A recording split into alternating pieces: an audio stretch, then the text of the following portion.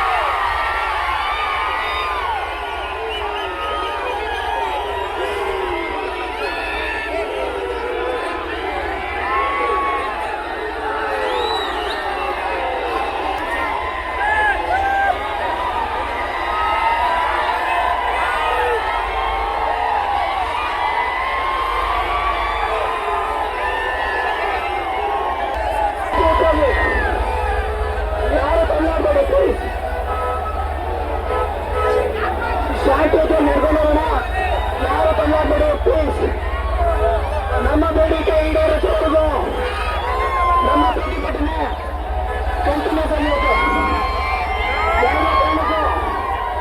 ನಮ್ಮ ಬೇಡಿಕೆ ಈಡೇರೋರು ಯಾರು ಏನಾಗಬಹುದು. ಶಾಂತ ರೀತಿಯಿಂದ ಮಾನ್ಯ ಮುಖ್ಯಮಂತ್ರಿಗಳಿಗೆ ಮನವಿ ಮಾಡಿಕೊಳ್ಳೋದೇನಿರ್ತಾರೆ, ಮಾಧ್ಯಮದ ಮುಖಾಂತರ ಈ ಕೂಡಲೇ ಸಚಿವ ಸಂಪುಟ ನಡೀತಾ ಇದೆ. ಈ ಸಚಿವ ಸಂಪುಟದಲ್ಲಿ ನೀವು ರಾಜ್ಯದ ಯುವಕರನ್ನ ಆಲ್ರೆಡಿ 6 ವರ್ಷದಿಂದ ಕಡೆಗಣಿಸಿದ್ದೀರಾ. ಕನಿಷ್ಠ 6 ವರ್ಷ ವಯೋಮಿತಿ ಹೆಚ್ಚಿಗೆ ಮಾಡಿ. ಮತ್ತೆ ನೇಮಕಾತಿ 6 ವರ್ಷದಿಂದ ಯಾವುದೇ ರೀತಿ ನೇಮಕಾತಿ ಆಗಿಲ್ಲ. 6 ವರ್ಷದಿಂದ 2-3 ವರ್ಷ ಕೋವಿಡ್ ಪೀರಿಯಡ್, 1 ವರ್ಷ ಎಲೆಕ್ಷನ್ ಇಯರ್, ಕಳೆದ 1.5 ವರ್ಷದಿಂದ ನೀವು ಒಳ ಮೀಸಲಾತಿ ಮಾಡ್ತೀನಿ ಎಂಬುದು 1.5 ವರ್ಷ ಮಾಡಿದ್ದೀರಾ. ಕಳೆದ 6 ವರ್ಷದಿಂದ ಯಾವುದೇ ನೇಮಕಾತಿ ಆಗಿಲ್ಲ. ರಾಜ್ಯದಲ್ಲಿ 2,76,386 ಹುದ್ದೆ ಖಾಲಿ ಇದೆ. 43 ಡಿಪಾರ್ಟ್ಮೆಂಟ್ ಇಂದ ಟೀಚರ್ಸ್ ವೇಕೆನ್ಸಿ ಆಗಿಲ್ಲ. 70,727 ಹುದ್ದೆ ಖಾಲಿ ಇದೆ. ಪೊಲೀಸ್ ಡಿಪಾರ್ಟ್ಮೆಂಟ್ ಅಲ್ಲಿ 20,000 ಅತಿ ಹೆಚ್ಚು ಹುದ್ದೆಗಳಿದ್ದಾವೆ. ನೀವು ಬರೀ 2,000 ಹುದ್ದೆ ಕಾಲ್ ಮಾಡ್ತೀನಿ ಅಂತಂದ್ರೆ ಯಾರು ಕೇಳ್ತಾರೆ ಹೇಳಿ? ಮಾನ್ಯ ಮುಖ್ಯಮಂತ್ರಿಗಳು ನೀವೇ ಹೇಳಿದ್ರಿ, SC ST OBCಗೆ 33 ವರ್ಷ PCU ಪೊಲೀಸ್ ಕಾನ್ಸ್ಟೇಬಲ್ ವಯೋಮಿತಿ ಜಾಸ್ತಿ ಮಾಡ್ತೀನಿ ಅಂತ ಹೇಳಿ, ಜನರಲ್ ಮೆರಿಟ್ಗೆ 30 ವರ್ಷ ಮಾಡ್ತೀನಿ ಅಂತ ಹೇಳಿದ್ರಿ.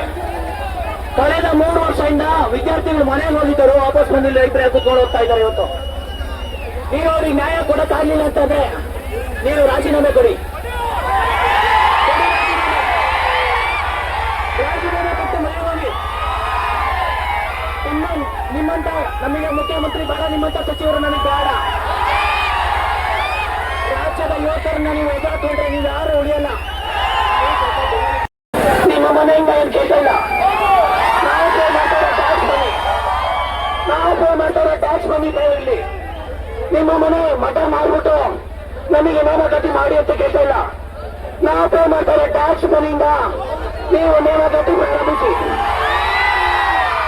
6 ವರ್ಷ ಆಗಿದೆ ಸ್ವಾಮಿ, 6 ವರ್ಷ ಆಗಿದೆ, ಯಾವುದು ನೇಮಕಾತಿ ಆಗಿಲ್ಲ. ಅವರು ವಾಪಸ್ ರಚಿತ ನಮ್ಮ ಮಧ್ಯೆ ಬಂದಿರೋದ್ರಿಂದ ಸೇಫ್ಟಿ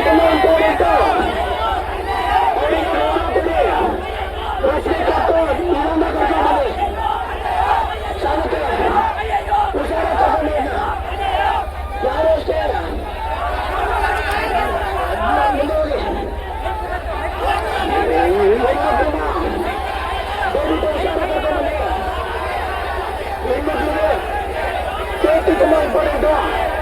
ಇವತ್ತಿನ ಹೋರಾಟ ಹೆಣ್ಮಕ್ಳು ಭಾಗವಹಿಸಿರೋದ್ರಿಂದ ಈ ಒಂದು ಹೋರಾಟ ಯಶಸ್ವಿಯಾಗಬೇಕು. ಚಾಲಕ ಮುಂದೆ ಬನ್ನಿ, ಮುಂದೆ ನೋಡಿ, ನಾನು ಮಾಡ್ತೇನೆ, ಮುಂದೆ ಹೊಡಿತು.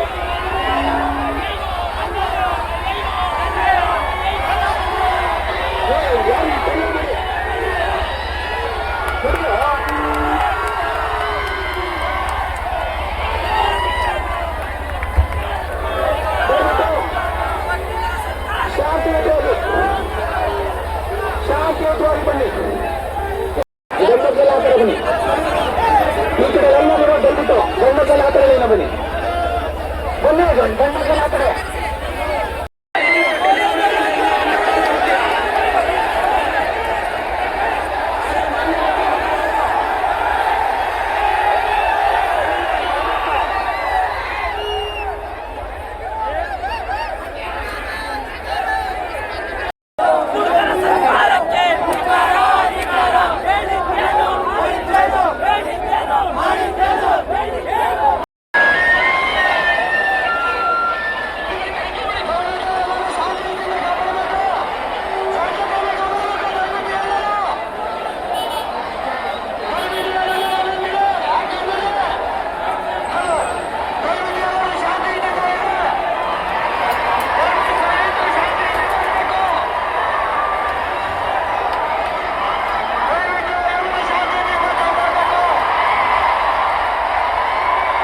ಮಾಡ್ಬಿಟ್ಟು ನಿಮ್ ಗ್ರೂಪ್ಗಳು ಕೊಡ್ತೀನಿ, ಅದು ಕಮ್ಯುನಿಕೇಟ್ ಆಗುತ್ತೆ. ಈಗ ಮೊಟ್ಟ ಮೊದಲನೇದಾಗಿ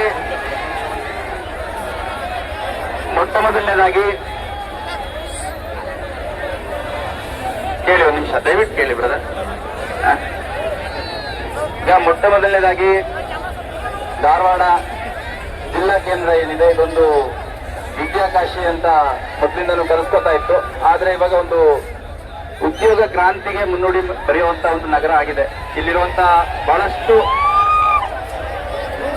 ಶಿಕ್ಷಣ ಸಂಸ್ಥೆಗಳಿರ್ಬೋದು, ತರಬೇತಿ ಕೇಂದ್ರಗಳಿರ್ಬೋದು, ಅದರಿಂದ ಸಾವಿರಾರು ಜನ ಉದ್ಯೋಗವನ್ನ ಪಡ್ಕೋತಾ ಇದ್ದಾರೆ. ಸೊ ಇಲ್ಲಿರುವಂತ ಎಲ್ಲರಿಗೂ ಮೊಟ್ಟ ಮೊದಲನೇದಾಗಿ ಇಂಥ ಒಂದು ಜಾಗದಲ್ಲಿ ನೀವು ಕೂತು ಶಿಕ್ಷಣ ಮಾಡ್ತಾ ಇದ್ದೀರಾ, ಇದರ ಪರಿಪೂರ್ಣ ಫಲಿತಾಂಶ ಸಿಗಲಿ ಅಂತ ನಾನು ಹಾರೈಸ್ತೀನಿ. ಈಗ ನೋಡಿ, ಎಲ್ಲರಿಗೂ ಮನವಿ ಮಾಡುವಂಥದ್ದು ಯಾವುದೇ ಕಾರಣಕ್ಕೂ ಯಾರು ಹತಾಶರಾಗಬಾರ್ದು. ನೋಡಿ, ಇವಾಗ ಗುಲ್ಬರ್ಗ ಮೂಲದ ಹುಡುಗ ಅಂತೆ ದೇವೇಂದ್ರ ಅಂತ 2 ದಿನದ ಕೆಳಗಡೆ ಆತ್ಮಹತ್ಯೆ ಮಾಡ್ಕೊಂಡ ಅನ್ನೋಂಥದ್ದು ಬಹಳ ಬೇಸರದ ವಿಚಾರ. ಅದು ಯಾರು ಮಾಡ್ಕೋಬೇಡಿ, ಅದರಿಂದ ಯಾರಿಗೂ ಪರಿಹಾರ ಸಿಗಲ್ಲ. ನಾನು ಹೇಳ್ತೀನಿ ಕೇಳಿ, ಯಾರಾದ್ರೂ ಆತರ ಆತ್ಮಹತ್ಯೆ ಮಾಡ್ಕೊಂಡ್ರೆ ಅವ್ರ ಕುಟುಂಬ, ಅವ್ರದ್ದು ಯಾರು ಡಿಪೆಂಡೆಂಟ್ ಇರ್ತಾರೆ ಅವ್ರು ಹಾಳಾಗಿ ಹೋಗ್ತಾರೆ ಹೊರತು ಅದರಿಂದ ಯಾರಿಗೂ ಬಹಳ ದೊಡ್ಡ ವ್ಯತ್ಯಾಸ ಆಗಲ್ಲ. ತಲೆಯಲ್ಲಿರ್ಲಿ. ನೀವು ಕೆಲಸ ತಗೊಂಡ್ರೆ ನಿಮ್ ಕುಟುಂಬ ಸಾಕ್ಬೋದೇ ಹೊರತು ಆತ್ಮಹತ್ಯೆ ಮಾಡ್ಕೊಂಡ್ರೆ ಅಟ್ಲೀಸ್ಟ್ ನಿಮ್ ಮೇಲೆ ಇಟ್ಟಿರೋ ವಿಶ್ವಾಸನ ಹಾಳು ಮಾಡ್ಕೋತೀರ. ಏನೋ ನನ್ನ ಮಗ ಹೋಗಿದ್ದಾನೆ, ನೀವು ಕೆಲಸ ತಗೊಳ್ಳಿಲ್ಲ ಅಂದ್ರೂ ನಿಮ್ ಮನೆಗೆ ಹೋದ್ರೆ ನಿಮ್ಮನ್ನ ಅಕ್ಸೆಪ್ಟ್ ಮಾಡ್ಕೋತಾರೆ. ಅದು ತಲೆಯಲ್ಲಿರ್ಲಿ. ಕೆಲಸ ಬೇಕಾಗಿರೋದು ನಿಮಗೆ, ಜೀವನ ಚೆನ್ನಾಗಿರ್ಬೇಕು ಅಂತಂದು ನೀವೇನೂ ಮಾಡ್ಲಿಲ್ಲ ಅಂದ್ರೂ ಕೇಳಿ, ಒಂದ್ ನಿಮಿಷ ಕೇಳಿ, ನೀವೇನೋ ಮಾಡ್ಲಿಲ್ಲ, ಇವಾಗ ಹೆಂಗ್ ಬಂದಿದ್ರು ಹಂಗ್ ವಾಪಸ್ ಹೋದ್ರು ಅಕ್ಸೆಪ್ಟ್ ಮಾಡ್ಕೊಂಡ್ರು ನಿಮ್ ತಂದೆ ತಾಯಿ ಯಾವಾಗ್ಲೂ ರೆಡಿ ಇರ್ತಾರೆ. ತಲೆಯಲ್ಲಿರ್ಲಿ. ಯಾರು ಕೂಡ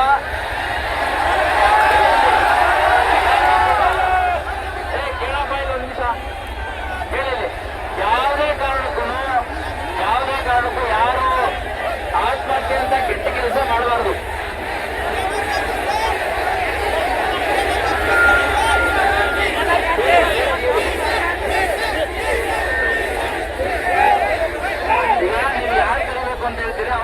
ವಿಷಯ ತೋರಿಸ್ತೀವಿ. ನನಗೇನು ಬರ್ಬೇಕು ಅಂತ ಯಾರು ಹೇಳಿಲ್ಲ, ನಾನು ಔಟ್ ಆಫ್ ಕನ್ಸರ್ನ್ ನಾನು ಬಂದಿದ್ದೀನಿ ಅಷ್ಟೇ.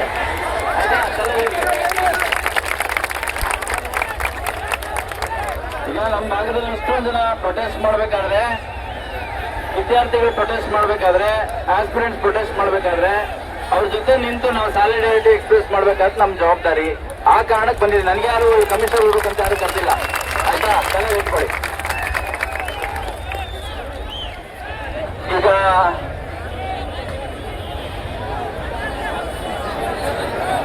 ಕಾಂತ್ ಕುಮಾರ್ ಅವರು ನಿಮಿಷ ಕೇಳಿದ್ರೆ, ಕಾಂತ್ ಕುಮಾರ್ ಅವರು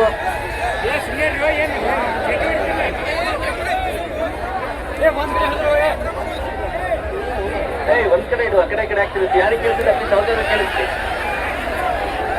ಈಗ ಕಾಂತ್ ಕುಮಾರ್ ಅವರು ನಿಮ್ದೇನ್ ರೆಪ್ರೆಸೆಂಟೇಷನ್ ಇದೆ ಅದನ್ನ ನಮಗೆ ತೋರಿಸಿದ್ದಾರೆ. ಅದ್ರದ್ದು ಒಂದು ಕಾಪಿಯನ್ನ ಮುಖ್ಯಮಂತ್ರಿಗಳ ಕಚೇರಿಯಲ್ಲಿ ಯಾರು ಅಧಿಕಾರಿಗಳಿದ್ದಾರೆ ಅವ್ರಿಗೆ ತಲುಪಿಸಿದೀನಿ. ಮತ್ತೆ ಮುಖ್ಯಮಂತ್ರಿ ಅವರ ಗಮನಕ್ಕೆ ತರ್ಲಿಕ್ಕೆ ಹೇಳಿದೀನಿ ಅಂತ ಕೇಳಬೇಕು. ಇಲ್ಲಿ ಕೇಳಿ, ಇಲ್ಲಿ ನಿಂತ್ಕೊಂಡು ನೀವು ಕೇಳಿದ ತಕ್ಷಣ ನಾವು ಹೇಳಿ ಸ್ಪೀಡಲ್ಲಿ ಆಗಲ್ಲ, ಸ್ವಲ್ಪ ಸಮಾಧಾನವಾಗಿರಿ. ಹಂಗಾಗಿ ಅದನ್ನ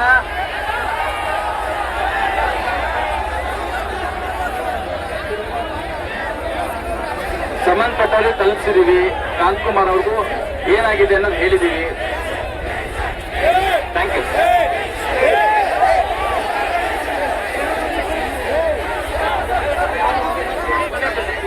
ಯಾರು ಮಾತಾಡತಾರ ಅವರಿಗೆ ಮೊದಲು ಮರ್ಯಾದೆ ಕೂಡ ಕಲಿಬೇಕು ನಾವು. ಹೌದಾ? ಟಿಸಿ ಆಗೋಕ್ಕಿಂತ ಮೊದಲು ಟಿಸಿ ತರ ಬಿಹೇವ್ ಮಾಡಬೇಕು. ಅದನ್ನ ಅರ್ಥ ಮಾಡ್ಕೊಡ್ರಿ. ಯಾರು ಹೇಳ್ಬೇಡ್ರಿ, ಎಲ್ಲ ಕೇಳ್ಕೊಂಡ್ರೆ ಎಲ್ಲಾರು ಹೇಳ್ಬೇಕು.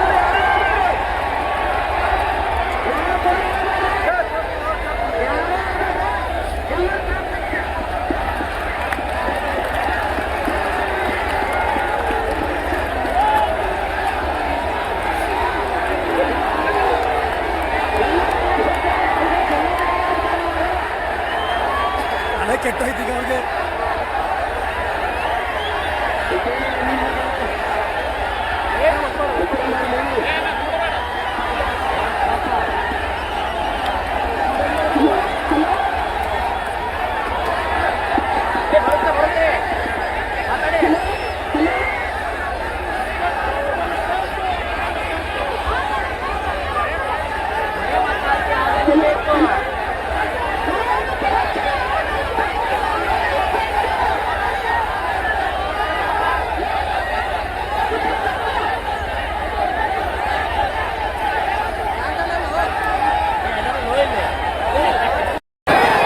ಜಿಲ್ಲಾಧಿಕಾರಿಗಳು ಒಂದೆರಡು ಮಾತಾಡ್ತಾರೆ.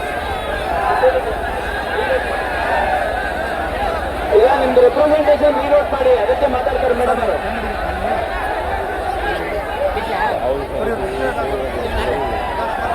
ಬೈಕು